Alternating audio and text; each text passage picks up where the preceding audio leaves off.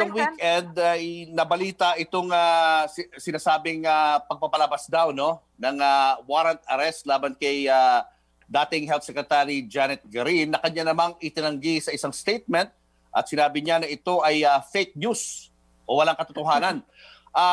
Ngayong nasa korte na po ito ng Quezon City, ano po ba ang mga pagdaraanan pa po nito? Teka muna, yung sinasabi niyang fake news, hindi ko maintindihan. Kasi may order ang court na kung hindi sila nakapag-band, ay mag-i-issue ng warrant of arrest. Kaya nga yung sinasabi ng ibang media, they are facing warrant of arrest. Tama po yun.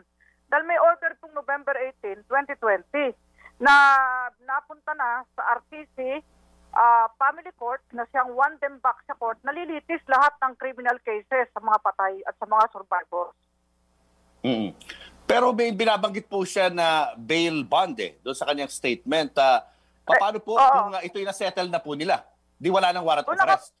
Kung nakapag-band na sila, ay ipakita lang nila doon sa court nila, sa court sila band. Sabi niya sa Montego pa, isang lang yan para hindi na siya arrest. Dahil automatic, tagal mo pinakang reporter kapag nasampa ang criminal information ng DOJ sa korte. At sinasabi ng judge kasi dito, may probable cause Ang sabi, wherefore probable cause exists to issue warrant of arrest against all accused. Yun ang dispositive Alam mo naman, pagka criminal case, ang kasunod niyan at finding of probable cause at tapos may warrant talaga ilalabas para makapag-ban. At nakalagay doon yung bond recommended, bail recommended. So bibigyan ka muna ng pagkakataon para makapag-ayos ka ng bond mo bago sila maglabas ng arrest warrant.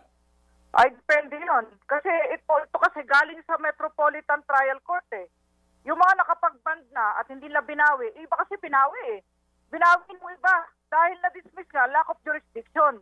Dahil dapat talaga RTC, Family Court, dahil may mga minor de edad na patay at buhay dito. Ngayon, pinipilit pa rin ng piskalya na isampayan sa MTC. Ngayon, nagdesisyon na ang Korte Suprema at natanggap na rin nila na dapat sa RTC Family Court yan at isa lang ang didinig sa lahat ng criminal cases. Yon. Ngayon, kung nakapag-banda sila, ay hindi hold ang warrant of arrest. Pero kung hindi pa, talagang i-issue yan.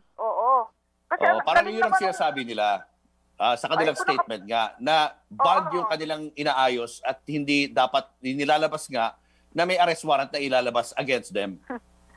Kasi na pag may criminal case, information at may probable cause, ang gagawin ng judge, may warrant yan. Hindi naman kinakalat yan ibibigay sa NBI yan, sa police, para i-serve. Ngayon, yung judge naman, binibigay sila ng pagkakataon 3 days to file their bail bond from receipt of the order of November 18, 2020. Yun. Pero Attorney Persida, si Zen po ito, good morning. So meron ng warrant of arrest sa pagkakaalam ninyo? Automatically yun. Basta wala sa record na band, na transmit. Mawawaran sila. Kaya ang aking payo sa kanila ay kung pinagbabawin ng ibang respondent, more or less 30 ang respondent dito 30 po, more or less. Mag-band na sila kaagad para hindi sila maaresto. Dahil kapag may criminal case ka, ay nako, sa tagal naman natin dito sa legal circle na ito, 3 dekada na tayo, nakakita ko yan si Parin Julius, automatically, pag nasampa sa court at may finding of probable cause, talaga may warrant na lalabas. Pero hindi naman kinakalat yun. Sa law enforcement agencies, binibigay yun.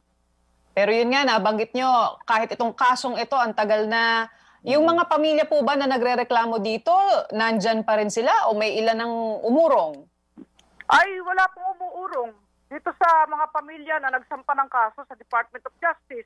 At sa unang pagkakataon, programa natin dito sa teleradyo, ay sa araw ng Martes po ay manunumpa ang humigit kumulang 100 pamilya, magulang sa piskalya para po isampa ang criminal cases.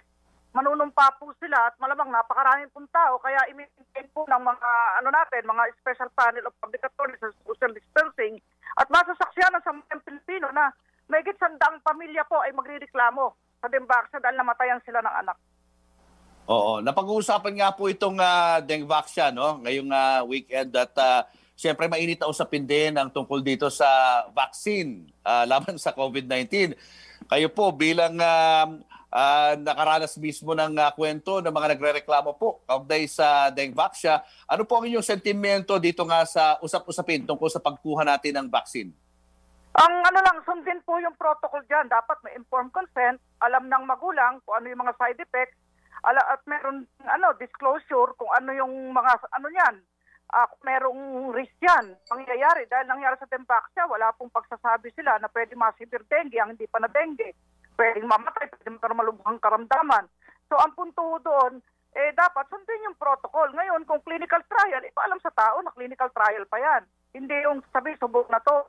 Dahil may phase yan, may phase 1, phase 2, phase 3 na bakuna.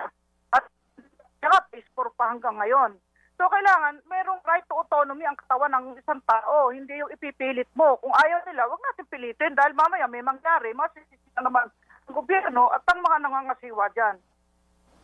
Alright. Sige po. Maraming salamat po, Attorney Acosta. Maraming salamat po. Mabuhay kayo.